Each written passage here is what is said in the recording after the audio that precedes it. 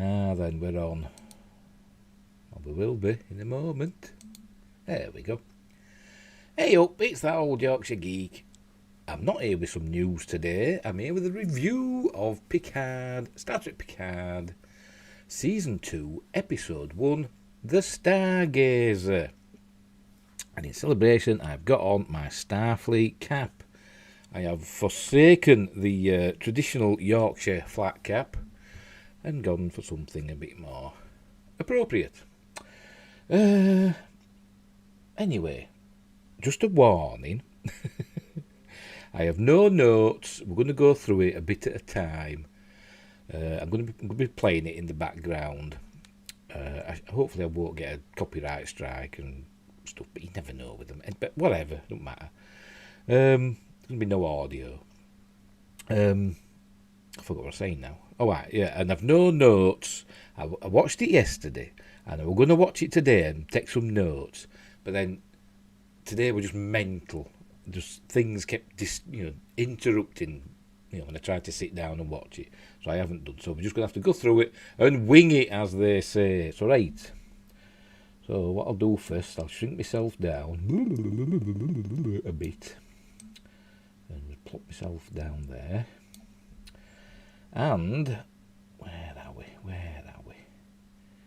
We'll get that up. Here we go. This should be the video, hopefully. So I'll start playing and we will see what happens. Ba-doom, CBS Studios there. I've put that Starfield on. Hopefully that'll play all the way through over the video. Hopefully it'll stop a copyright strike, but we'll see anyway. And I'll pause it at regular intervals. See, right, here we go. We're off and running. It's not the best quality, by the way, because I had to do this quickly. We're on a starship. We don't know which starship it is at the moment. But obviously it's under attack. It's red alert. The crew are running to their stations. The lights are flashing red. I'm not sure. I saw the corridors and I thought, it's still very Discovery-ish, isn't it? But anyway, it doesn't look very Next Generation style-y, does it, really? But anyway, it's either running to the turbo lift. They're all worried. Even the Vulcan's worried, and he's got a cut. And I'll just pause it again for a minute. Like I said, we don't know what's happening, and this Vulcan looks scared. I know Vulcans are supposed to control. I know they can get scared and have emotions, but he looks a bit peeing himself. And then they opens it on the bridge. People shoot. They're being shot at. Some green energy bolts are hitting them. We find out later they're just being stunned. But people are still hurt because all stuff's blowing up left, right and centre. And there's these tentacles that come shooting into the console. Because, it's Kurtzman Trek. Loves his tentacles, doesn't he? And there's Picard. On the bridge. I said we don't know what ship it is. We find out what it is later. And there's, Alison Pill, who's Dr. Girardi, who is not a murderess anymore. But she still is, in my mind. Anyway, it's all going pear-shaped. Look, they're all there. Look, there's 7 of 9, Alison Pill, there's the captain, whatever he's called, I can't remember his name, got a cigar in his hand. And Captain Picard says, start the auto-destruct, and it does a countdown. There's a bit cut out there because later on it does that, and there's a bit more to it. Anyway, so then we get the opening credits. So we'll spin through the opening credits. No, we won't, because you know what? Because it like spoils it. It spoils the thing. You're not supposed to know who the baddies are all the way, until 3/4 of the way through. And there we go. That's the big bad. It's obvious what sort of ship that is, isn't it? It's a Borg ship. You can tell because it's green and it looks Borgified. Anyway, we'll by the way, there's I'm not counting them, for the producers and stuff. But apparently this season has at least 20 producers. I looked on IMDb and I counted them up for this season, and there seems to be about 20 producers, which is ridiculous. It's ridiculous. I don't know how many Classic Trek had, but I don't think it was 20. I know it had a few. Let's spin it on. Spin it on. Do. Where are we? Are we there now? Right, we're nearly there. Ooh, look at that name. Alex Kurtzman. Star Trek Picard. You can't see from my ugly mug. Anyway, not matter. It don't matter. See, Michael Chabon's still getting a producer credit, even though it's got nothing to do with it as far as I know. But it's easy money sometimes, isn't it? Easy money. Right, so here we go. We're at Earth. And we're heading down to France. I hope you can hear me, by the way. My microphone works. Yes, it is. Yes, I never thought to check my microphone were working, but yes, it is. Right, we're heading down. We're at the Chateau Picard, and it actually says, I think I've missed it, I don't know. I might have covered it up, but it said Chateau Picard, France, or whatever, and it said 48 hours earlier, so it's 2 days earlier, which is another ludicrous thing, because as you'll see, the wherever this, it's all kicking off there is obviously less than 2 days travel. It must be a day, because stuff happens, it don't set off straight away.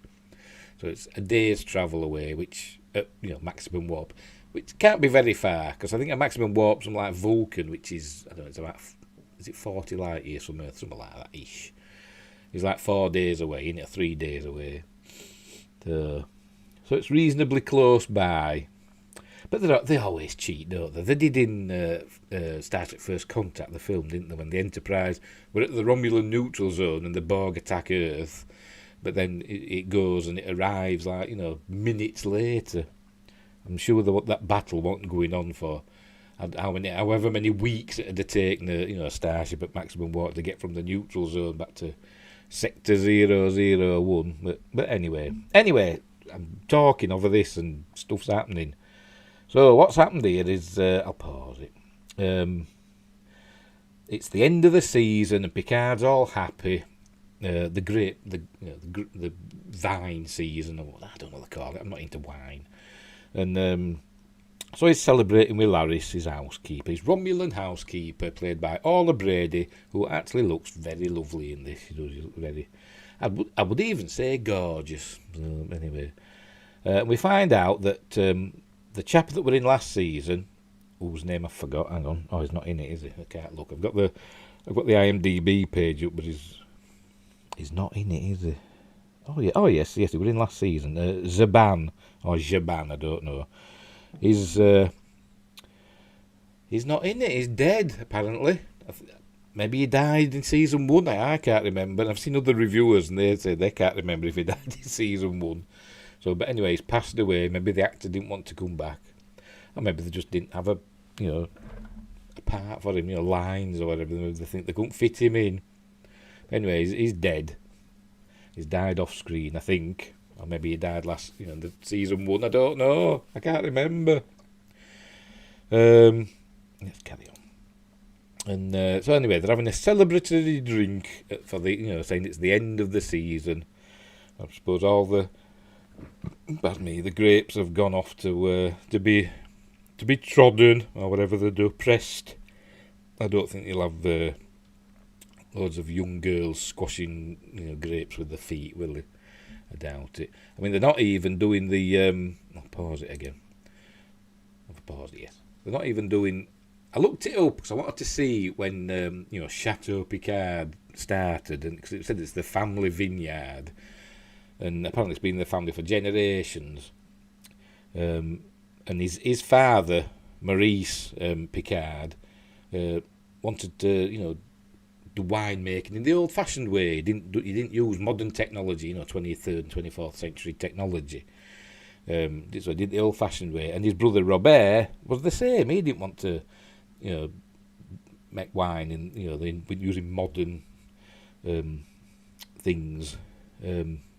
But obviously Picard couldn't give a toss about the old ways, and he uses transporters and holograms and, I don't know, replicated labels and all this stuff. So obviously, don't give a monkeys about the traditions. But anyway, he's here celebrating. Obviously, they've worked hard, even though it looks like machines do a lot of the work. Anyway, they're talking here about. Well, basically, she flirts a bit with him. She's very lovely, isn't she? So I've had to zoom in a little bit as well because there were a watermark that I didn't want you to see. And she's saying, that the talk. By the way, they're talking in different languages, and she says something in Romulan, and Picard translates, and that's why he went because he got it right. Anyway, they basically she flirts a little bit with him, and she's talking about how her husband was a man. I didn't even know he was her husband, and she loved him, but then she says Romulans love passionately or whatever, but then when their partner dies, they move on quickly and love again, as though it didn't mean a great deal, in the grand scheme of things, because they say live for tomorrow, basically seize the day, for tomorrow is unknown or whatever. That's what she said, and obviously the same thing they think with love, the matters of love. If the person they love dies, they move on quickly. And then I thought, well, tell that to Nero in J.J. Abrams' 2009 Star Trek. He lost his wife and kid, and that was his impetus for basically destroying Vulcan, wanting to destroy Earth as well, wasn't it?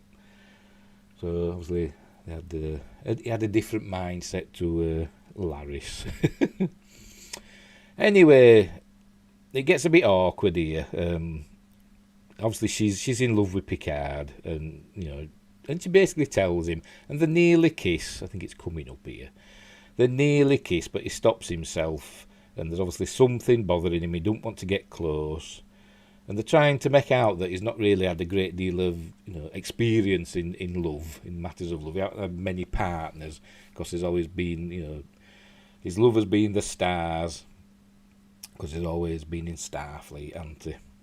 But even so, he has had quite a few partners that we've seen in Star Trek. There's been Vash and that episode Tapestry. So I think there were at least a couple of ladies there that he had relationships with, and there were that in The Measure of a Man. There were that I forgot her name. Her that were. Like the not the judge, but she was like the council of overseeing the proceedings. When they were working out if Data were alive or not. She was in charge, wasn't she? I can't remember. Was she a captain? Was she a captain or an admiral? I can't remember. Anyway, obviously they'd had a past relationship, her and Picard, and there's been others as well, haven't there? What else has there been? In Star Trek Insurrection, they had the relationship with that can make water flow slowly and make hummingbirds flap their wings slowly. Can't remember her name. There were her as well, and obviously there's Beverly Crusher, and that episode will always have Paris. I think there were one in there as well, and he had an entire family, didn't he? In The Inner Light, because he lived a whole lifetime, didn't he? So he had a wife and a family in that one. I mean, yeah, it might have been, falsely implanted memories, but he still had them memories, didn't he? Anyway, so it all goes pear-shaped. He rebuffs her, sort of, and then he goes to this memory of, I'm not sure if this room here that he goes into, it's like a not gazebo, but, like a, what do they call them? Conservatory sort of thing. In France, it might be a conservatoire. I don't know. But he goes in here, and it's all the glass is broken, and it looks a bit, buggered and overgrown. So is that where Robert and Renee burned to death in the fire? We don't know if the mother died as well. It never said that. I can't remember her name, which were played by a famous actress. I can't remember her name. She was in The Brood. But we don't know if she died.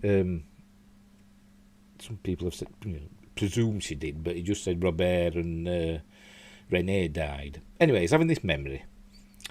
And that's his mother, Yvette Picard. And they've just moved here from Paris. So maybe his granddad died, his dad's dad, and left the running of the vineyard to Maurice Picard, who she says, he wants to go out there and toil in the soil or whatever, and and this place here can be their place. But obviously, he's remembering that she was in an abusive relationship. His dad used to beat her, and this, I'll just pause it again. This is something that Patrick Stewart wanted in the series because.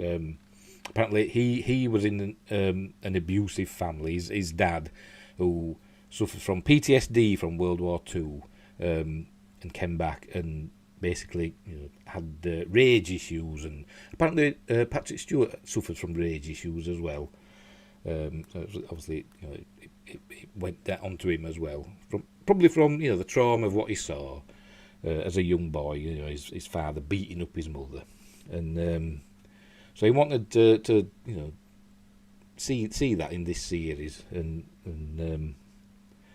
show that Picard had childhood trauma. I don't know why we got to see this, but anyway, I'm sure it'll all will become clear. It didn't become clear in episode 1. I'm sure by the time we get to the end, it'll all become clear why he's got this. He's showing us that he's got this childhood trauma.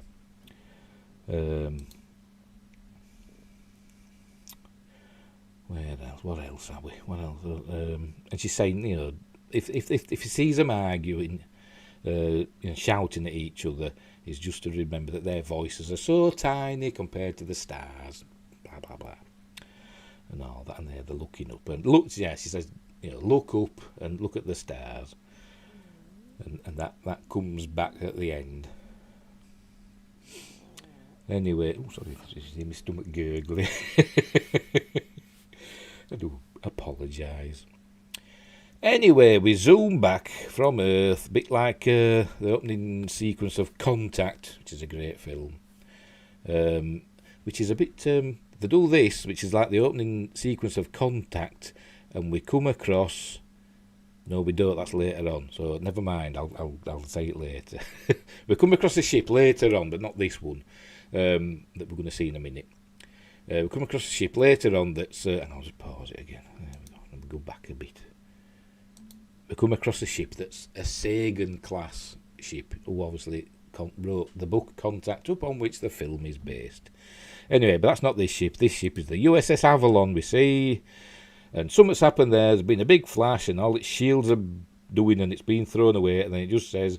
Starfleet Command, USS Avalon, we've detected a spatial anomaly. They've not just detected it, it's like flung them across space, hasn't it, and knackered the shields up. Anyway, we go back to France. And Picard's looking for a book, he can't find it.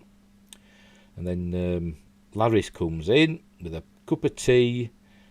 I mean, he's a Yorkshire. I know he's supposed to be French, but he's a Yorkshireman. He should have a pot of tea, shouldn't he? A mug. But it's Earl Grey, so it's not a pot of Yorkshire tea, is it? It's Earl Grey. And it seems a bit frosty between them now. She's obviously not very happy with him. Everything's a bit awkward because of the last night when they nearly kissed. And she finds the book for him straight away. And anyway, it's to go off to Starfleet Command not Starfleet Command, Starfleet Academy, to basically do a speech. It's to do a speech at Starfleet Academy for new cadets. Or no, cadet. It's a graduation ceremony. Isn't it? It's a graduation ceremony that it's to go to.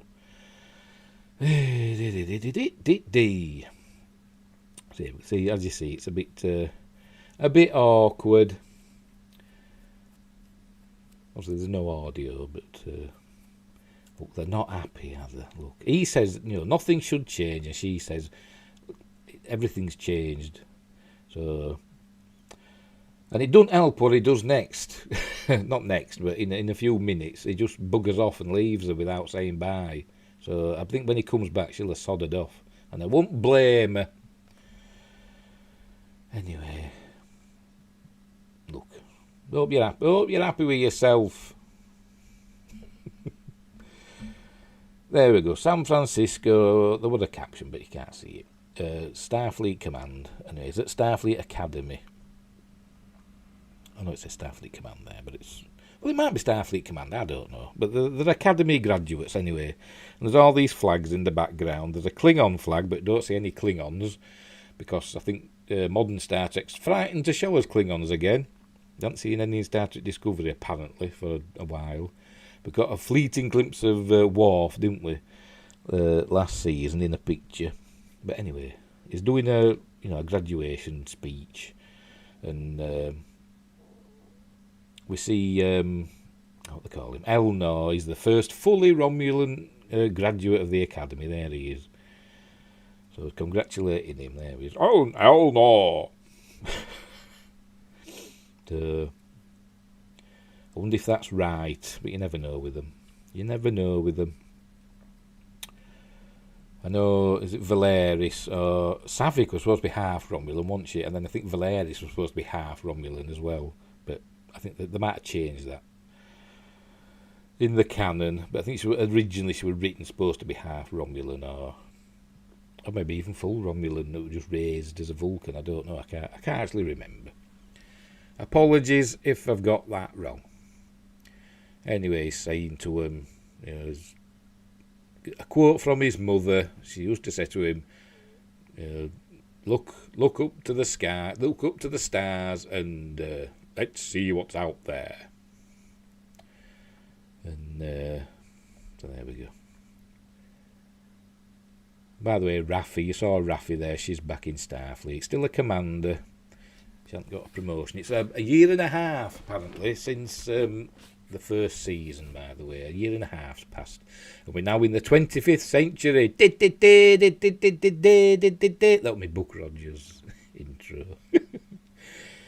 Here we go. This is the La Serena, which is now owned, apparently, or it looks to be. Or maybe she's looking after it for him, but it's the... It's in the charge of 7 of 9. I wonder why she's still going as 7 of 9. Why isn't she Annika Hansen? I don't know. But it's not the same 7 of 9, is it? It's not the same 7 of 9 that we see. It's all in Voyager. Don't know why she's not being able to get a job in Starfleet, or or even if she didn't want to join Starfleet, she still could have, worked for the Federation, but obviously she hadn't wanted to. She's still a Fenris Ranger. Anyway, she's got, apparently she's deactivated all the holograms. Remember, he had all these holograms, did the captain. I can't remember his name. She's deactivated them all, except for one who just speaks, I think it's Portuguese. Could be wrong, but it just speaks that, not English. But she understands him anyway, so fair enough. Anyway, some baddies have gone on board, some sort of raiders, and they want to steal her supplies that she's taking somewhere. Anyway, she sorts them out pretty quickly. I thought if a hologram got shot, with that a phaser or something like that, it could bugger up their, hollow matrix or whatever. Because I'm sure the Voyager doctor said something along them lines, but anyway, whatever. But he seemed alright, didn't he? And I don't like the phasers. I've got to admit, I miss phasers where they just point and there's a beam of light comes out. Phasers. What's up with them? They're all like firing pulses of energy out, aren't they? Bolts of energy. Bring me back a proper beam phaser. Phaser beam. Gonna do it again. Anyway, the see to them, ties them up, and she just beams them somewhere. I don't know where she's beaming them. Has she beamed them into space? Has she beamed them to to the brig? If it's got one, I don't know. She beamed them to another ship. I don't know, but they've gone. It don't matter. They've gone. Anyway, Can't remember what they're talking about. Can't remember what they're talking about. Not that it matters. So we'll skip on a bit. Oh, I saying to her, don't tell me about something, and he says it's not going to. But I can't even remember. So I should have made notes from the first time I watched it, but it's not important. There's a lot of stuff happens in this episode that's not important. It's not a terrible episode by any stretch of the imagination. Quite enjoyed it, but a lot of stuff, didn't really need to be in, including the bit that's, coming up a little bit later. Oh, she's seeing the green thing, and obviously she knows what it is. I mean, we all know what it is, don't we? It's the Borg, isn't it? She knows, because obviously she's part Borg. Oh, pardon me. Then we cut to this planet. Where are we? Is this Earth again? Oh no, it's a different planet. I think it's Delta 4 actually. It might have said in the caption, but I can't remember. It's where the Deltans are, which obviously we saw when it starts at the motion picture. Persis Kambata played Ilea, and this is her people, and that's is it TOYG. She's there for some reason. I don't know why. She's on some sort of tour saying, look. Artificial life forms are all cool now, we're all your friends, and the Federation's retracted the ban on artificial life forms, and everything's lovely, and off we go. Meanwhile, Alison Pill, Dr. Girardi, is getting pissed, and I don't blame her. Now, is it? I'm guessing this is non-synthaholic, because remember, But the Deltans are part of the Federation, aren't they? But it's not a starship, is it? So it doesn't really matter. But Data said, not synthahols replaced normal alcohol on starships, but obviously she's not on a starship there. So it must be a non-synthaholic drink, because she stays pissed, basically. She's wobbling about a bit when she goes onto a starship in a minute or two. But obviously with synthahol, the intoxicating effects can be easily waved away or easily got rid of. A hypo spray, I should imagine. Sorted, no hangover. Anyway, and she says here in this, he's flirting with her, and she's saying, she's not very good with relationships, and basically she murdered her last boyfriend, but she got let off because of what's the word? How did she describe? I'll just pause it again before we get too far ahead. She said she got off, for murdering her last boyfriend because of alien-induced insanity, which is a load of bollocks, really, isn't it? You want alien-induced insanity? She were approached by what she thought was an admiral from Starfleet Intelligence who told her that artificial life forms were going to invade the galaxy and kill all life in the galaxy, and it were all down to what Bruce Maddox, who was her last boyfriend, all down to what he was working on. So she had to kill him, to save the galaxy, which she did. So it wasn't really insanity. It was just she was just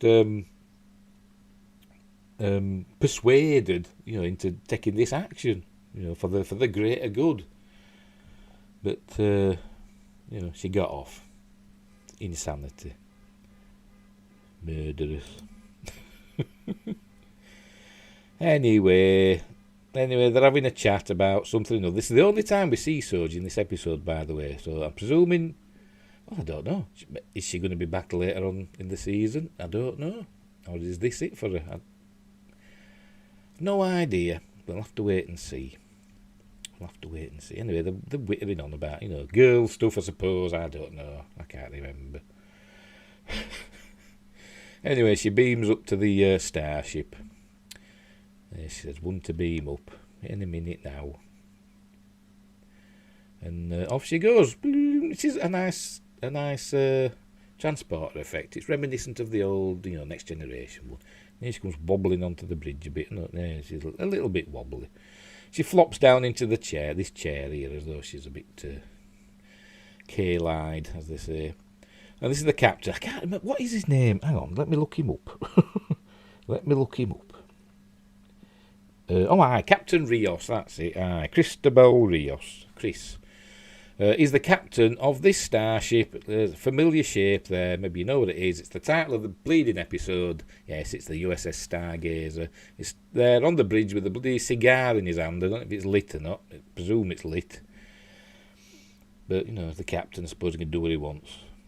Even though, Gene Roddenberry, wouldn't allow smoking on starships. Anyway, I think this is a window, not a view screen. I mean, it shows it from front in a minute, and it looks to me like it's a window. Here we go. Here's the Stargazer. It's a new one, obviously. It's 828. No, I can't read it. But this is a Sagan class ship, apparently, and it does look very nice. Apart from I think it's a window on the bridge. It's gone past now, and the nacelles are a little bit too long. They're a little bit Discovery-ish, but apart from that. It looks nice. It looks nice. And also this, when it goes to warp, they could have done that, and then there could have been a little pause, and then the flash, just to make it like the Next Generation. I mean, they don't have to do all this 25% different nonsense now, do they? Because Viacom CBS is all the same thing now. So, they can do whatever they want, basically, can't they? Anyway, where are we now?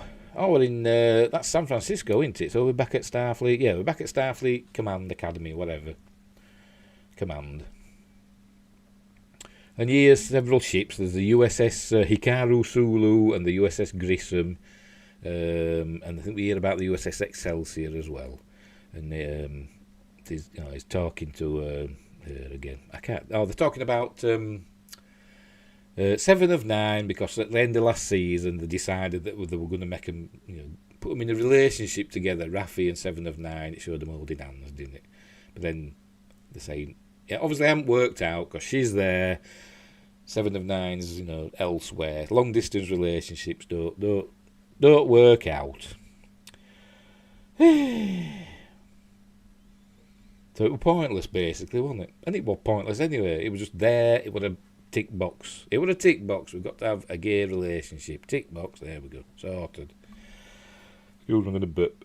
Pardon me. I need a drink of water. I'll just have a drink while they're waffling. Anyway, what else?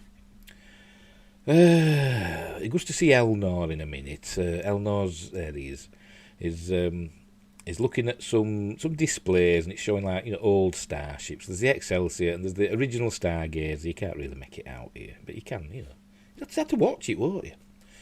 And I can't remember what they're talking about. I should have made notes, but it's not important, as I said. I think he's going to the Excelsior. He's been sent to the Excelsior. Yes. He's got a book. That book's written by Spock, Ambassador Spock. And he tells him a quote from it. But I can't remember what it is. But, obviously he says it in a very Picard way. Blah-de-blah. Blah-blah-de-blah-blah. There you go. Made him laugh. Then what? Then what happens? I can't remember. What happens? He's off to Excelsior. I don't know where she's going. Oh, by the way, is now the they were talking about Kobayashi Maru earlier, because he's the Chancellor of the Starfleet Academy, so he can change stuff now, which is another thing from Patrick Stewart's life. He might still be, I don't know, but he was the Chancellor of the University of Huddersfield, which is his local university from where he was born. Which ain't far from me. I'm in that general area. Anyway, he sods off back home. There's having a quick look. Is that the Stargazer? There we go. USS Stargazer, the original one. It's a Constellation class from the olden days. His first commander, that's the new one, the Sagan class Stargazer, which has a similar registry. I think it's the same last 4 digits, but they've stuck an 8 at front. Instead of giving it like an A or a B or whatever, they've given it a number at front instead of a prefix letter, suffix letter, whatever. Anyway, they're here at this. They're getting a signal through from this anomaly, and she decodes it. They're all like being serious.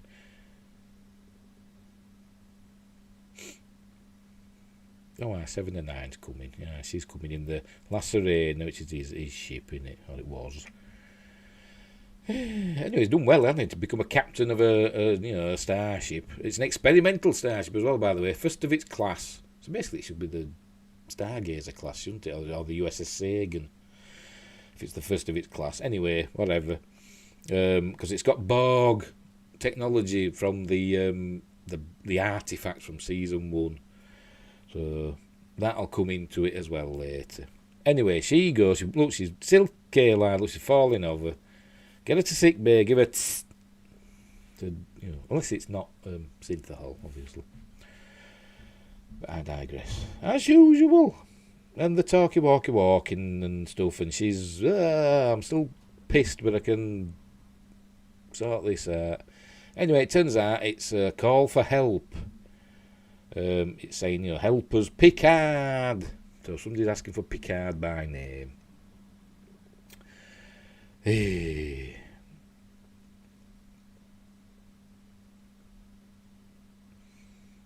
She's nice, is Alison Pill. I'm sorry, I know I'm no oil painter, but her eyes are just a little bit too close together.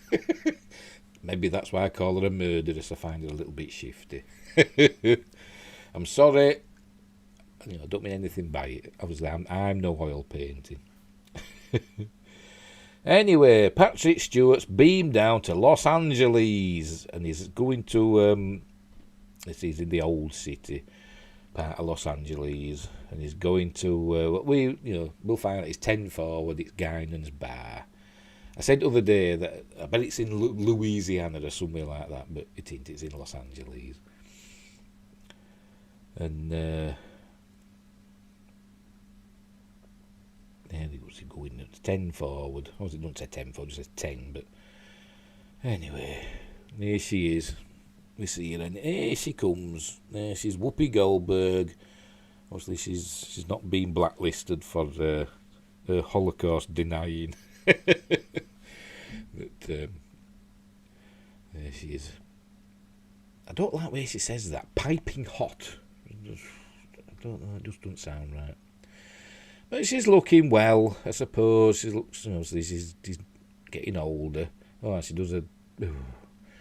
As we all know, Elorians live for a long time. She's hundreds of years old, and then she's just suddenly aged, all of a sudden, in the last 25 years or whatever it is, since we last saw her in Generations. When my Generations out, that was 1994, something like that, wasn't it? So yeah, about 26 years. And 28 years, whatever. Anyway, as I say, she's looking a bit portly now, isn't she? A bit matronly now, is Guinan. And she says, I'll just pause it a minute. There we go. And she says, obviously they live a long time, and he says, Elorians age so slowly. And she said, well, humans, don't like being reminded of their mortality. So she's aged herself up. She's chosen to look older. Thought, they can do that? I don't know. So did Soren, did he choose to look old? Or was he just a very old Elorian? I don't know, but anyway, that's in Generations. Anyway, she's chosen to look old. And as we see later on, there's another character who also chooses to look old, which is done very much better. And maybe they should have done something like that for Guinan, but they didn't. She's just chosen to look old. Or maybe, maybe it's similar to what this other character does, which we'll see later. Because we know Guinan has some sort of powers, that even the Q Continuum are wary of. So, anyway, they get talking, and, see, he's come with a bottle of wine, He owns a bloody vineyard. He comes with a bottle of wine. Maybe he's got a case out in his van. Maybe I know he beamed in, but he should have beamed in a case. Shouldn't he? A case of wine for her. I said, there you are, Gaiden, the latest vintage, 2401, because that's the year now. We're in the 25th century, 2401. Anyway, she says, obviously you've come here for a reason. Oh, why I'm going Roger Moore. Can't I just come and see an old friend? He says, well, yeah, but that's not the reason you're here. So they're drinking Saurian brandy, and they're knocking them back. Don't know if it'll affect him. He's a robot, remember. It's not been mentioned yet, as far as I know. I don't think it has. She mentions that he knows about dying, but, he's almost died a few times, hasn't he? And he has died, actually, hasn't he? He's got when he was human, he had an artificial heart because he got stabbed through the heart by a Nautigan, so he technically died then. But they got an artificial heart in just in time. And then something went wrong with his heart, didn't it? And in the episode Tapestry, so he basically died then, didn't he? More or less. And Q showed him, the road not taken, which we'll see later. They're just ripping off past episodes of Next Generation and Star Trek 4 and First Contact. But I'm getting ahead of myself. What was I saying? I forgot what I was saying. Oh, well, yeah. So, is the drink affecting him? I don't know. Because they've not mentioned he's no longer human. She does mention that synthetic and stuff like that, but it's glossed over. And then it's kind of gone on about, he's never found love. It's mentioned that again, and that he's scared of getting close to people. But we know he's supposed to be close to Guy, and it goes beyond family, beyond friendship, whatever that means. But again, it's not gone into here. Anyway, it's something. He buggers off. I mean, this whole bit could have been, they didn't need this part. It's been pointless, really. Because he goes back home, beams home after leaving a bottle of wine, and he goes back to La Barre. Don't forget, it's not just Chateau Picard. It's in La Barre, France. I think they forgot that. Because it's not really a chateau, is it? It's called Chateau Picard, and a chateau's a castle, isn't it? That's what it's French for castle. It's not a castle, is it? Anyway, but I'm not French, so I don't know. They're going to get K-lied, but he probably won't. He's probably just got a little plate like Data. Data could eat and drink, couldn't he? But he couldn't enjoy it, could he? So it's gone into a little receptacle that he probably just empties out later. Anyway, what's happening here? Oh, we're back at Chateau Picard, even though it's not. And an Admiral's arrived. Admiral, I can't remember her name. April, somebody or other. I can't remember. Did it say? Look on me thing.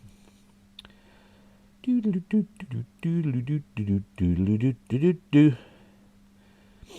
too many people in it. It'll be right down at the bottom. Anyway, she's an admiral. She's come to see him. She's telling him about this anomaly that they've found. And it's asking for him by name, basically. So he's got to go. Remember, it was 48 hours earlier, and he's been to Starfleet, done the speech and all this, so it's probably a day and a half later now. Well, if all this happened in the day, because it's night time now, isn't it? It was night time when it started, because they just finished, aren't they? Just settling down, and it was dusk, and it was night time, and so a whole day's gone by now, and now it's night time again. So it takes a day, less than a day, to get from Earth to where the anomaly is. I don't know if she says that. If she says it's a day away, I doubt it, because they don't care. They don't care. I'm looking to see if I can find a name. Too many names. I mean, I read it other day, didn't I? There were them pictures and it said the name and I've forgotten. I'm hopeless. I'm hopeless, me. Anyway.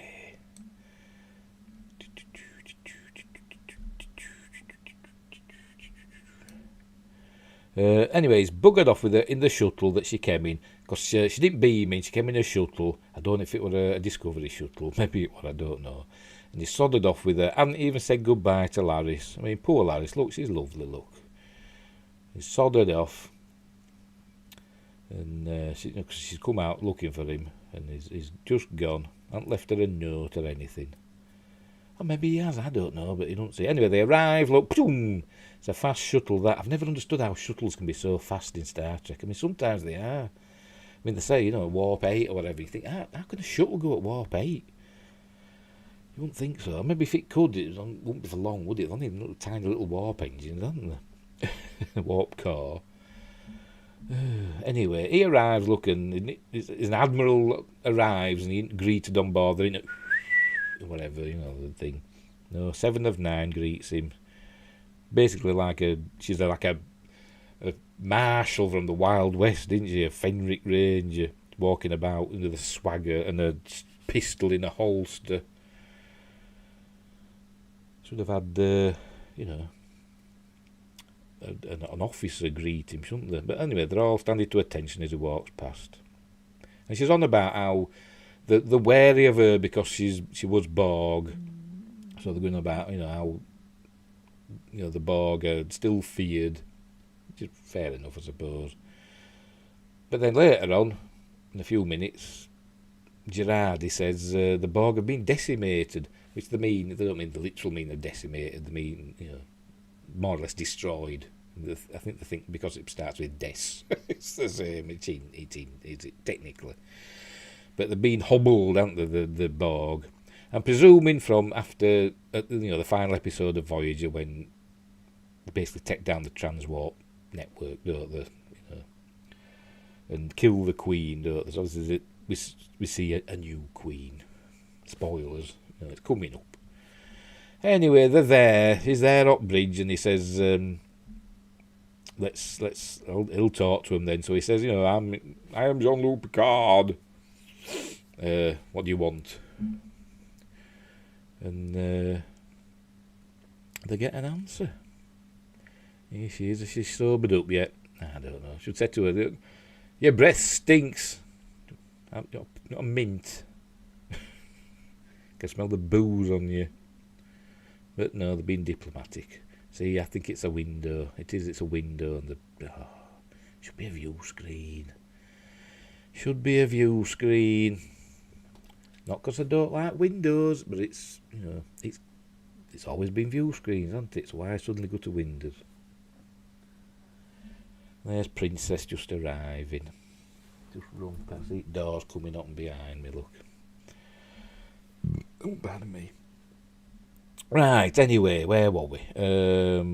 This is talking. Saying, I'm Captain Picard. Not Captain, Admiral Picard. I'm Jean-Luc Picard. What do you want? And they get a reply. All goes do, Lally. Look, remember it's got Borg technology in the ship. Maybe they knew that ship would come. I don't know. Maybe it's a trap. I don't know. How did the Borg know that they'd send that particular ship, which is the first of its kind and have Borg technology in? But obviously we know Voyager had Borg technology in, didn't it? They kept a lot of Borg circuits and stuff in, didn't they? Anyway, it says they back us off, but they seem to go a bit closer, but which don't really make sense. Anyway, they say that it comes out, they want help, and they say they will send an emissary, and they will send their queen, and there it comes. The ship comes out. Look, and it's obviously a Borg ship, a type of Borg ship we've never seen before, but we know they've got different sorts of ships. And obviously 7 of 9, don't like this. She says, the Borg assimilate, they destroy cultures, they destroy, worlds and subjugate people. And what's happening here? Oh, loads more starships appear. Look, hey, and we see some nice ones. I'm sure there's a that looks like a gone now. like a Galaxy class, and I think I saw a Sovereign class and a Nebula class and some others as well. So it was nice to see some traditional starships. Anyway, they're talking here, and Picard and Girardi, Alison Pill, they seem, they want to talk to the Borg. They want to give them benefit of the doubt. But 7 and 9's having nothing of it. She's saying, that it's a trap, basically. They're going to pretend to be us friends, and then they'll destroy us. We should destroy this ship. If we destroy this ship, it's just one Borg ship. But if we don't, the entire Federation could be lost. That's what they're saying. Also, it's what 7 and 9's saying. But Girardi and Picard are uncertain as to what to do. But, in the end, it's up to... I know Picard's the ranking officer, but it's Rios' ship, isn't it? So it's up to him, basically. He should do what's right for his crew. Anyway, they're still at red alert, obviously, because there's red lights flashing. This is 7 of 9, getting cross. Oh, Alison Pill, Girardi says, this could be the greatest ally we've ever had, the Federation's ever had. The Borg? I mean, bloody hell. I'm getting like Kirk out. Don't trust them. Don't believe them. Then she'd say, they're dying. Let them die. Anyway, they go back onto the bridge. And they're going to try and beam... Yeah, they're going to try and beam a representative. I think they say it's the Queen. We'll send our Queen.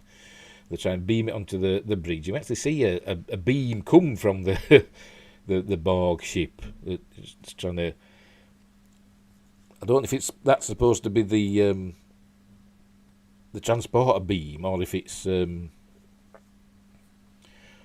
energy beam that's trying to weaken the shields, because they've got the shields up, you see. So they can't beam through the shields, obviously. So I don't know if that's what we're seeing. But Kurtzman check, it's probably the transporter beam. Oh, it's got beam, so we've got to show a beam. It's not Stargate. You can see Stargate beams. Anyway, like I say, it's all kicking off. Look, everybody's all worried. The ship systems are all going a bit haywire because of the Borg technology that's in them. And I think he's warning... Now, here we go, there's the beam. Look, it's trying to get through shields. And he says if they don't turn it off, they'll open fire. If they don't stop trying to beam, they'll open fire. But, it don't work. See, 7 and 9's ready, she's got a gun out. And the emissary beams onto the bridge. And then we see all these crew members running to the bridge. Like we saw at the beginning, stuff's happening, not ship, circuits are blowing and stuff like that. I mean, it looked like it were under attack at the beginning, didn't it? But it was just circuits and stuff blowing. And here we go, the Queen's arrived. It doesn't say she's the Queen, I don't think. Not here anyway, but it might have done earlier, I can't remember. There she is, looking all mysterious, can't see her face. Is it going to be the Borg Queen? Well, we don't know, because we don't actually see her face. Or is it supposed to look like Picard's mother, because she says something later. She says, look up. Like his mother did. I think it might have been his mother's voice. Obviously, as we know, Picard was simulated by the Borg, so they'll have all his memories, won't they? They know what he's gone through. And what are his fears? Here we go. Tentacles. Because it's Kurtzman Trek, they like tentacles. There we go. Smashing into consoles. Trying to take over the ship. Thought they wanted help. Do they want help? Is it a trap? Or are they just, I don't know what's happening. Because she starts shooting back. There we go. But she's only stunning them. And 7 and 9 says they're only stunned. So... what's going on? What's going on? Yeah, that looks all cool, doesn't it?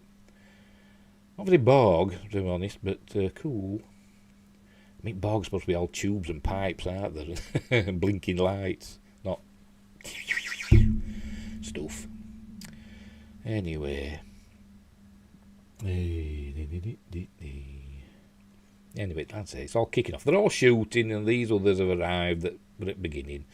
And Picard says, computer, what do they call it? Begin auto destruct or whatever. Activate auto destruct. I can't remember words. But and then he says, the auto destruct is sort of like in standby then until he gives the password, and the password is 000 destruct 0, and then it does like a 10-second countdown. I don't know if did it have a 10-second countdown in I can't remember which ship it was. What was it now? It was it starts at 3, wasn't it, that he did it? Yeah, starts at 3. Well, that's a 10-second countdown, or a 30-second countdown, I can't remember. Anyway, it just does a 10-second countdown. As you can see, it's all still kicking off.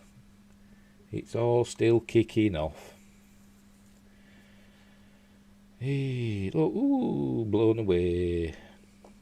Then it does the... it looks all going wrong.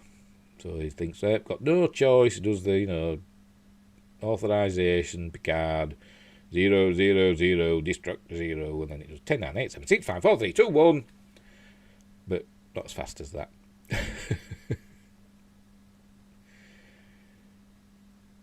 When you're ready, lads. Shoot,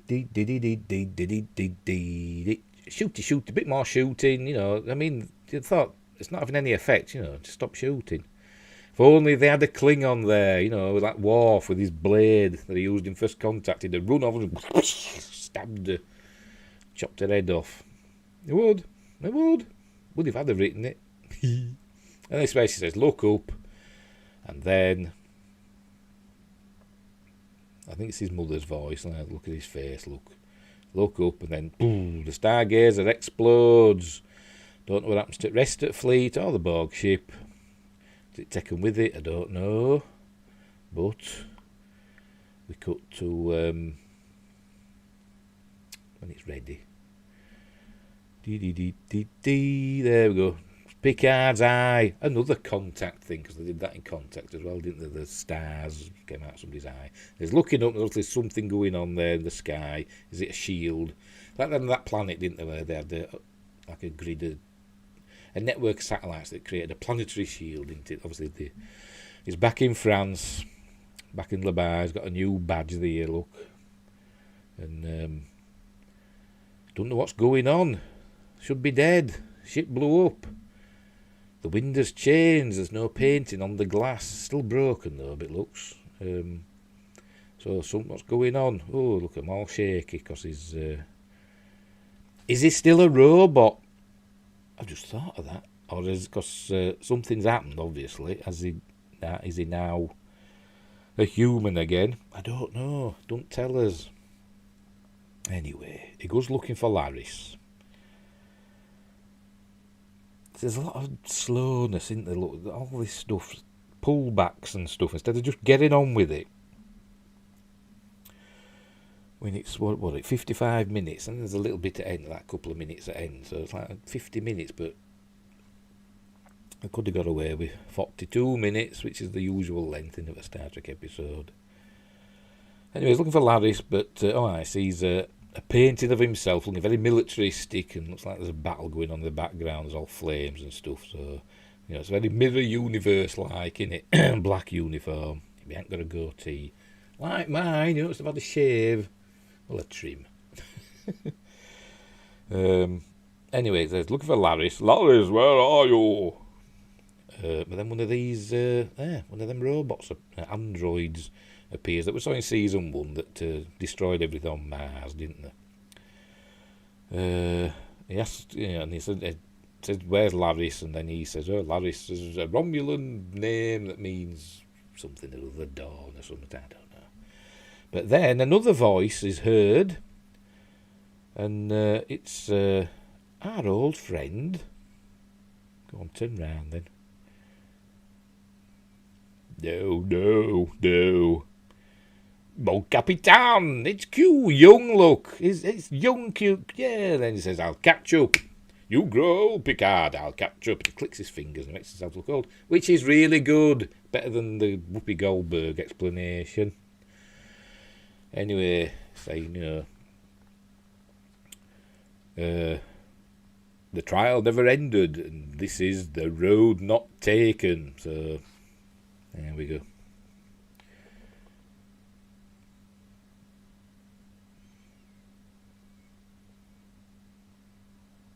And that's how it ends. That's how the episode ends. Is how he says, this is the road not taken, and then we go to this season. We won't watch that because that's just what's coming this season. So right, anyway, so there we go. Like I said, didn't hate the episode. Let's find a nice one with spaceships on there. There's the one at the beginning. See if we can find one. There's a background.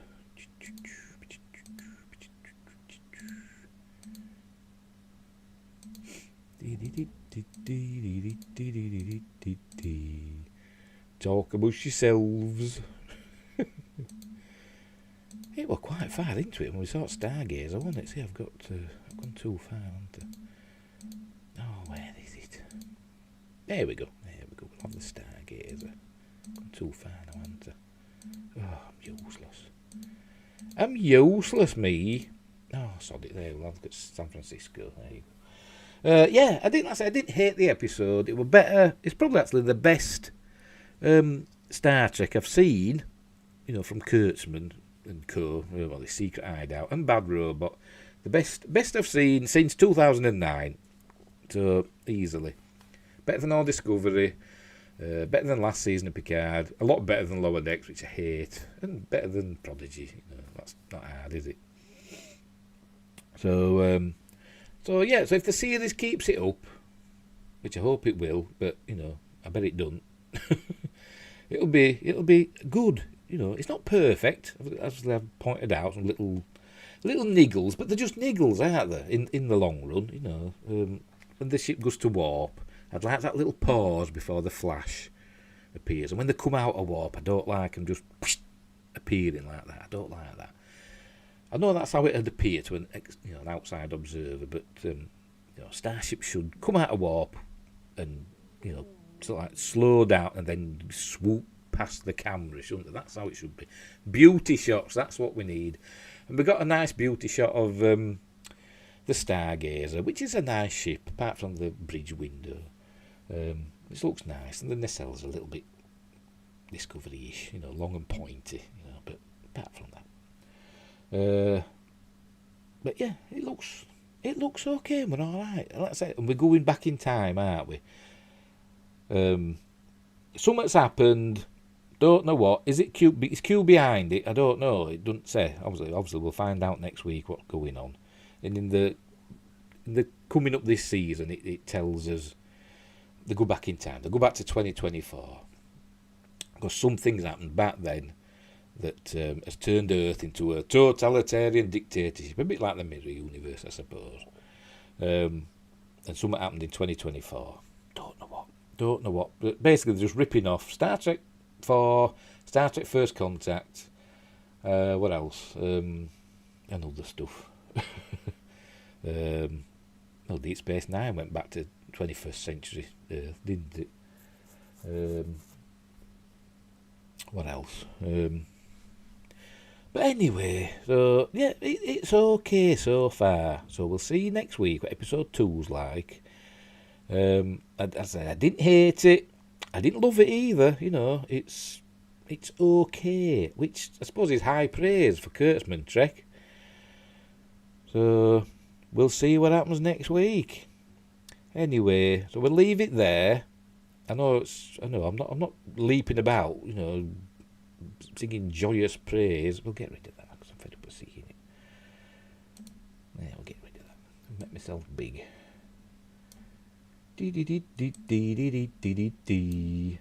Bye By the way, don't forget to like and subscribe and share the videos and comment and be nice. And if you didn't like my review, I know it's not much of a review. We've basically just gone through the episode, haven't we? And just pointed out things I liked and things I didn't like. Which is basically what a review is, I suppose. So, whatever. But yeah, as I said, I didn't hate it, but I didn't love it. Some things I liked in it. I liked the ships. I wish they had more phaser beams. I mean, we had a beam from the Borg ship, didn't we? So that were cool. But all the phasers all do the pew pew. You know, what they call them. Like the rifles from Voyager and that, they fired bolts, didn't they? The compression phaser rifles or something they called them, didn't they? But I like beams. Like that. I have one coming out of my hand. I dread to see if we ever see a starship at warp. I don't know if we're going to... Is it going to be proper warp? Like Next Generation warp speed? Like we saw on the video, you know, the stars streaking past. Or is it going to be Doctor Who warpy that we saw on Discovery, that we see on Discovery and on, you know, J.J. Abrams' Trek? I don't know, we'll see. I bet it's horrible warp. But at least we haven't got them horrible robots like they've got in Discovery. You know, them little robots that repair the ship. At least we haven't seen any of them, which is a bonus, because I hate them. But I'm thinking about Discovery and I don't watch that. So anyway, so I'm going to watch episode 2 next week, and it'll be okay. I hope. I mean, it's not original, as I've said. It's not an original story by any stretch of the imagination, and I think Patrick Stewart's had a bit too much input into the story. But, you know, he's a producer. But there's a lot of producers. I don't think they have much input. I don't know why there's all these producers. And I'm sure they're all getting, you know, they're all getting their share of the proceeds. It must be a nice life in Hollywood, eh? You just get your name on a TV series or a film, and that's it. You're sorted. For a while, anyway. Anyway, that's enough of my daydreams about living in Hollywood. It's not going to happen. So, anyway, so until next Friday, if you're just watching me reviews, until next Friday, for episode 2 of Star Trek Picard, season 2, episode 2. Don't know what it's going to be called. I don't know if it's been released. Anyway, whatever it's called. I'll see thee for that. But I should be back tomorrow with some TOYG news. Hopefully, if something, I'm sure something must have happened in the world of the geek for me to talk about tomorrow. So until tomorrow for the news, until next Friday for another review of Picard season 2, I'll see thee.